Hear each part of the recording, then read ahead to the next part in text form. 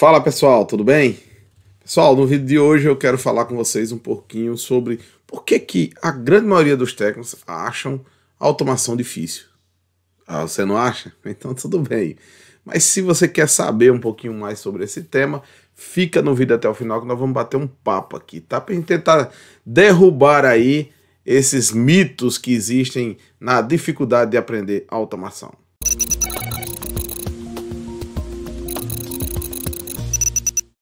Olá, sejam bem-vindos ao nosso podcast 4.0. Aqui nesse canal nós discutimos os obstáculos que impedem você de se tornar um técnico 4.0, o técnico mais valorizado do mercado de trabalho, tá? Eu me chamo Carlos Alberto, eu sou professor de automação do canal Viver de PLC e no vídeo de hoje, ou no podcast de hoje, eu queria bater um papo com você sobre o seguinte tema, né? Eu vou colocar na tela aqui para vocês verem. Ó, automação é difícil? Ou por que todo técnico acha a automação difícil? Ou a maioria dos técnicos, né? Se não todos os técnicos, obviamente não há essa generalidade de 100%, mas por que a grande maioria acha a automação difícil? E por que o senhor está fazendo essa afirmação, professor? Eu estou fazendo essa afirmação porque no meio do meu trabalho, né, na sala de aula, a gente sempre observa que um grupo maior de alunos, eles acabam se interessando menos por automação, muito por uma questão cultural, de achar difícil, porque envolve tecnologia, porque envolve assim, um conhecimento maior, às vezes, de computação, e as pessoas acabam meio que fugindo ali, e aí quando o curso é de eletrotécnica, eles acabam não se empenhando muito e preferem ficar lá naquela parte mais de máquinas elétricas, instalação predial, industrial, que é um ramo muito bom também, mas eles acabam não mergulhando, né, não gastando o seu tempo e os seus estudos de uma forma mais incisiva nesse conteúdo, porque, na verdade, eles acham difícil, né? Eles acham difícil. E aqui, antes da gente entrar no tema, né, eu queria abrir aqui um parêntese. Eu resolvi falar sobre esse assunto porque é algo que me incomoda por demais, cara. Porque você percebe que isso não acontece só com automação, não, tá? Isso acontece com a matemática, né? Interessante, né? Matemática também é algo que as pessoas aprendem desde pequeno, que é difícil, e acaba que não é difícil. Existe método, né? Existe forma, e nós vamos tratar sobre isso aqui, nós vamos tentar fazer essa analogia aí, porque o meu objetivo aqui com esse vídeo é tentar derrubar esses tabus que são levantados aí, que acabam atrapalhando a gente e atrapalham o nosso crescimento. Eles acabam mexendo com a nossa autoestima e limitando a nossa carreira e limitando a nossa vida profissional e a nossa vida intelectual também, tá certo? Bom, como a gente colocou aqui, né, a automação é difícil. Primeiro eu queria tentar traduzir para vocês aqui o que seria a palavra difícil. Qual o significado da palavra difícil, né? Eu fui buscar aqui no Aurélio, né, pra gente, ó. E ele diz o seguinte, ó: é algo que não é fácil, que exige esforço para ser feito, que é trabalhoso e é laborioso. Ou seja, você precisa ir árduo, né? Então, ele dá essas definições. Ou ele também diz assim, que demanda esforço intelectual para ser entendido, aplicado, complicado e obscuro. Então, algo difícil também pode ter essa outra tradução, que é semelhante, né? Sinônimo da primeira, né? Que demanda esforço intelectual para ser entendido, que é complicado e é obscuro. Algo que é obscuro que você olha assim, você olha, mas não entende nada, você não consegue ver nada, você não consegue enxergar nada. Então, isso seria algo obscuro, né? Então, dizer que a automação é difícil, para mim, já soa como um exagero, né? É um exagero, né? E aí eu queria usar a sua experiência de vida para para enxergar esse exagero aí que eu estou falando para vocês. Bom, quando a gente decide fazer o nosso curso técnico lá, seja de eletrônica, seja de eletrotécnica, de eletromecânica, de informática, a gente acha legal, gosta um pouquinho daquela área ali, acha que vai se dar bem, mas quando você olha para você mesmo, que começou a sua caminhada profissional lá, estudante, e você olha para você hoje, você vê o quanto você aprendeu. E você não aprendeu assim, ó, com estralar de dedos, né? Você teve que gastar seu tempo, você teve que parar para estudar, você teve que aprender conceitos. E quando você sai da escola, você começa a aprender de forma prática. E coisas que você faz hoje, você não imaginaria fazê-las sei lá, para os mais novos há 5, 6 anos atrás, para os mais velhos como eu, há 20 anos atrás. Então, tudo que você não sabe, obviamente, é obscuro, né? Você olha, você não entende. Mas existe uma forma para você poder chegar a esse entendimento, né? Então, se você seguir um caminho, você acaba compreendendo as coisas, né?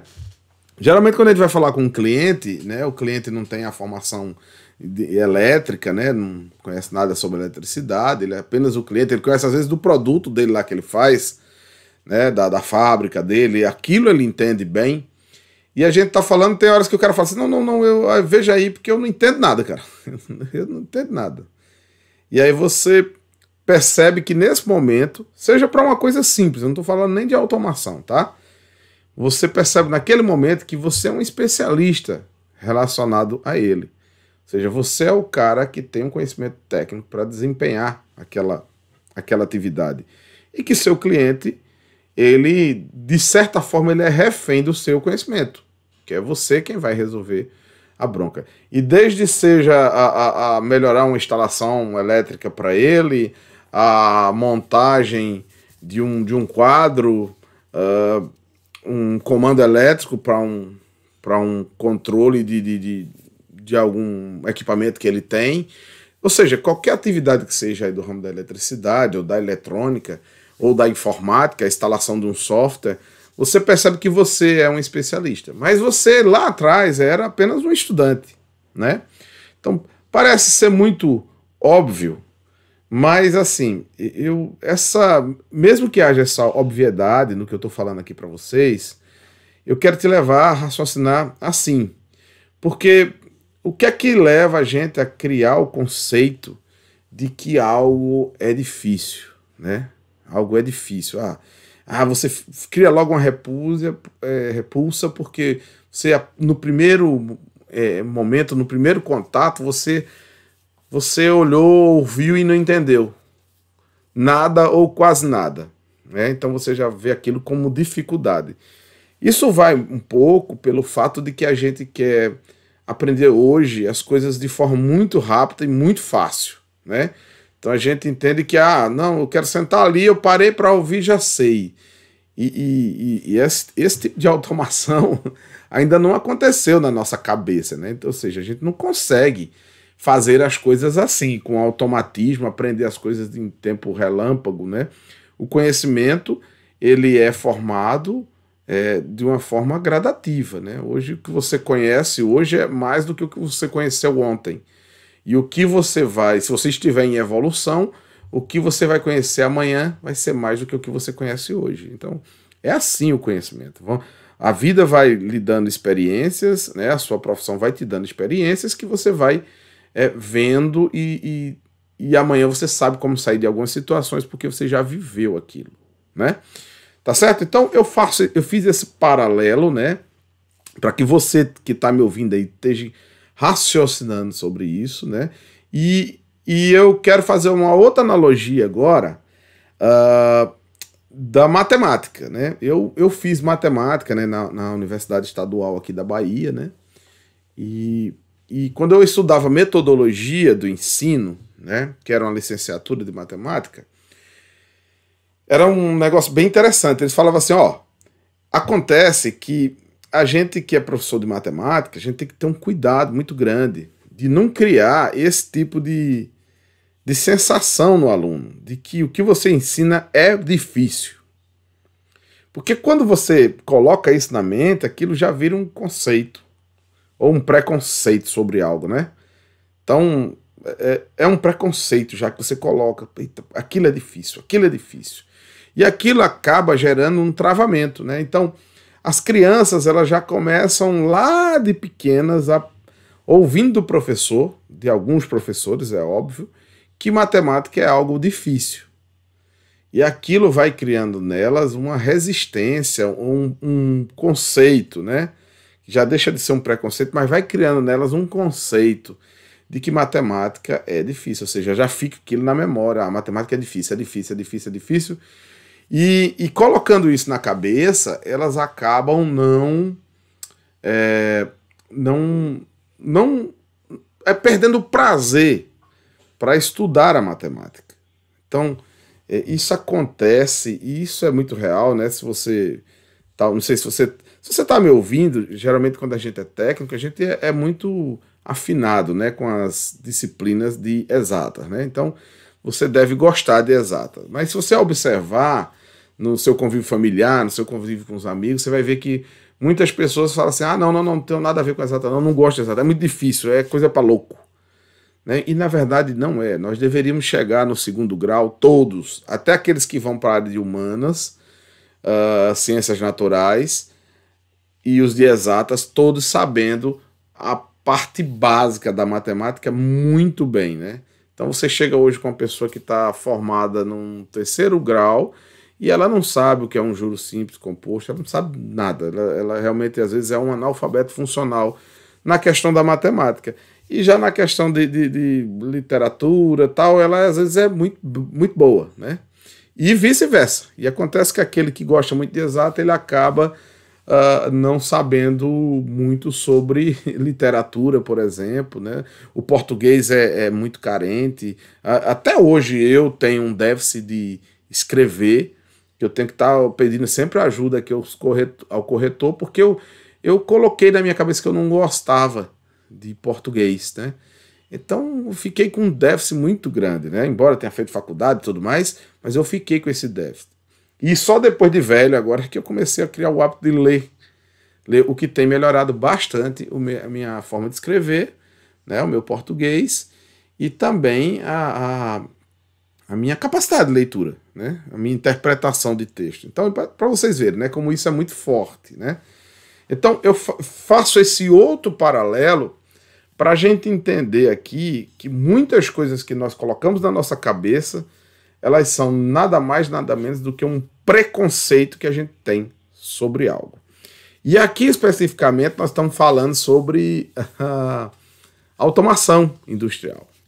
Então, é muito comum a gente ter um ciclo ali da nossa manutenção, né? O ciclo do pessoal, geralmente manutenção principalmente, né? Que ficam ali no mundo da elétrica e eles acabam não vindo muito para a área de automação, eles acabam não vindo para um entendimento de uma rede, como é que funciona, como é que configura um PLC e tal. Então isso é tudo muito prejudicial, sabe? Porque eu encontro pessoas que às vezes falam assim: não, Carlos, mas se eu ficar no mundo da elétrica, ou seja, dos transformadores, né, dos motores, eu vou ter emprego, né? Vamos fazer uma analogia aí. O camarada que trabalha na distribuição, vamos lá, porque distribuição é aquele pessoal que trabalha na cidade, né? Que quando falta energia é quem vão lá socorrer a gente, é quem faz ligação, é quem faz corte, e eles fazem as obras de infraestrutura também, né? Então, assim, é um trabalho que tem. A distribuição vai ser sempre aquilo, né? Não vai, num prazo curto, evoluir para algo mais tranquilo, né? Então, é aquele tipo de trabalho mesmo que tem. E aí você fala assim: não, posso ser um excelente eletrotécnico e assim, viver empregado ali sem nenhum problema, sem precisar aprender automação. Olha, eu tenho uma tese comigo, eu sou um eletrotécnico de formação, mas eu trabalho há mais de 20 anos com automação. Então, mas eu tenho uma tese comigo que deixou de ser opção o eletrotécnico, o eletrônico, o técnico de instrumentação, o técnico de informática industrial, o eletromecânico, deixou de ser uma opção aprender automação, tá? Hoje é uma necessidade. Quando eu falo necessidade, é necessidade mesmo. Você precisa saber de automação, né? Você talvez não precise ser um expert, né? Aquele cara top, mas você precisa entender como é que você entra num CLP, que você vê uma lógica, alguns funcionamentos básicos de uma rede de comunicação industrial, tipo um RS485, né? Só para vocês, a gente tá falando aqui um pouquinho sobre o pessoal de distribuição, só para vocês terem uma ideia, os medidores que se colocam nas residências hoje, eles são bem modernos, né? Eles já têm comunicação 485, e assim, eu nem estudo eles, mas eu já vi aqui pelo da minha casa que ele tem 485, e eles devem ter tantas outras possibilidades, né, de comunicação, que o cara da distribuição ele não vai poder ficar só puxando fio aqui, fazendo ligações, e não que eu não quero depreciar esse tipo de serviço de forma alguma, né? É um serviço que tem de fato e que é muito relevante, tá certo? Principalmente para as indústrias, para as empresas de distribuição. Mas outro ponto interessante que eu quero citar aqui para vocês, para poder fechar minha tese de que hoje a gente precisa conhecer a automação, não é mais opção, é uma necessidade, é que é o seguinte, hoje talvez você seja jovem, né? Você que está me assistindo aí, alguns ainda sejam jovens, e você tem todo o vigor para subir num poste, para trabalhar no sol e tal. Só que eu não sei se você se atentou, mas o governo federal ele mudou a aposentadoria. Praticamente a aposentadoria especial ela não existe mais, né?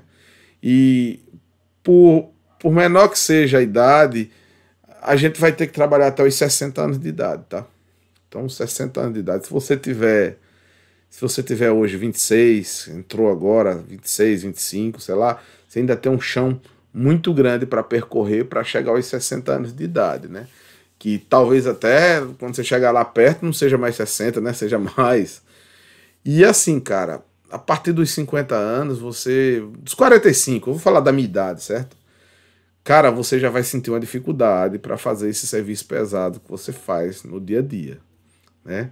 Então você vai precisar evoluir intelectualmente para que você haja opções para você, seja migrando de uma empresa para outra, ou até mesmo dentro da distribuidora, você poder ir para um outro segmento dela mesmo, né? E fazer um trabalho ali que não seja mais no sol quente.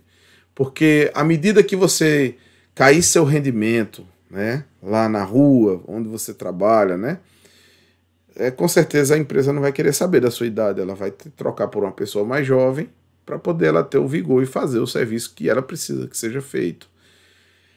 E dentro desse meio termo, você vai precisar ter crescido intelectualmente para poder se arranjar em outro local e tentar fugir dessa atividade mais pesada que ficaria para os mais jovens, que têm mais vigor, né? E olha que eu estou falando 45 anos, eu sei que a gente não é velho, né? A gente ainda dá para fazer isso aí, mas já faz com mais sacrifício, né? E à medida que a idade vai chegando, isso vai ficando mais pesado ainda, né? E a gente sente, o corpo sente e o corpo cobra que a gente tome uma posição. Então, esses fatos, eles corroboram para a gente se desprender, sabe? Desse preconceito que a gente tem de achar que a automação industrial é algo difícil, tá? Então a gente precisa se desprender desse conceito por uma necessidade, gente, tá? Então assim, eu achei muito importante falar sobre isso, porque é uma necessidade, não é mais uma opção que nós temos de ficar, não, vou ficar nesse universozinho aqui, ninguém vai mexer comigo. Não funciona assim, amigo, né? Não funciona assim, amiga, né? Então as pessoas vão precisar produzir sempre em alto nível e com o chegar da idade esse nível vai caindo um pouco naturalmente pelo desgaste físico da gente, né? Alguns vão ser ponto fora da curva, né? Vão ter o mesmo rendimento, mas esses são pontos fora da curva, né? Depois dos 40 eu sempre digo que o homem só serve para duas coisas, pagar boleto e tentar emagrecer. Eu tô conseguindo pagar o boleto, mas emagrecer eu não tô conseguindo ainda.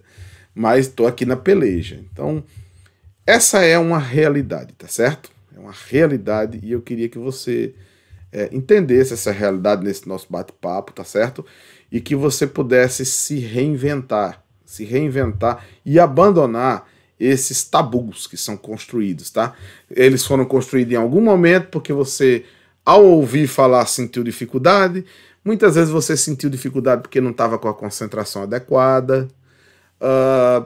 Muitas vezes você sentiu dificuldade porque você saiu dali e não deu uma sequência, né, para ir buscar o conhecimento sobre tal. E à medida que você começa a mudar a sua conduta, né, você começa a se esforçar, você começa a não mais desistir no primeiro impasse, na primeira dificuldade, aí você começa a ter a evolução. É tipo a primeira barreira, né? Eu sempre digo que a primeira barreira, até nas minhas dietas doidas aqui, quando eu perdi peso, né, foi quando eu consegui passar uma semana seguindo a dieta. Então, a primeira semana, se eu conseguir seguir a dieta, a partir da segunda semana a gente vai só tendo sucesso por um tempo, né? Depois a gente tem aquelas recaídas, né? Mas a evolução, ela passa por aí, tá? E é disso que eu tô falando aqui, né? Então, é comum entre os meus alunos de sala de aula, boa parte eu percebo que eles não verbalizam, mas eles acabam, professor tal, eu ainda não entendi, e ao mesmo tempo que eu falo, poxa, mas você gastou pouco tempo, cara, de estudo aqui, não dá para ser pouco tempo. A gente precisa parar, ler, é uma mudança de conduta. Quem se dispõe a aprender algo, ele tem que mudar a conduta, né? Então, são vários exemplos que eu tenho de coisas que eu parti do zero. Eu não sabia exatamente nada sobre aquilo, e eu gastei um tempo que nem foi tão grande assim, sabe? Mas um tempo com a concentração adequada e o material adequado, eu consegui evoluir e daqui a pouco já estava como especialista naquele segmento, tá? Então, outra coisa bem interessante que eu gosto muito de frisar nos meus vídeos, que uma coisa que faz muita diferença é o jeito